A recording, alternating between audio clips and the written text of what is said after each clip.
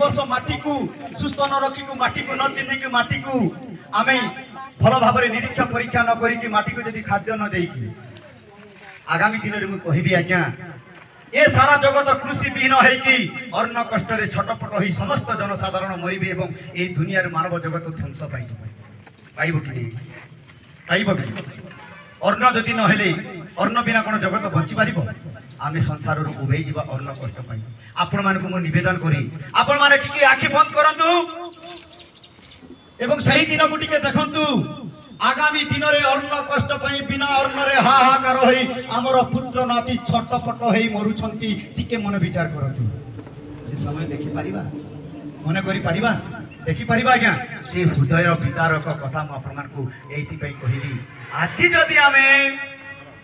सतर्क हेबा एवं आगामी दिन में हमर पुत्र नाती को पाई एही माटी को सजाड़ी की रखिथिबा ताहेले से समय कदापि भी आसीबो नाही।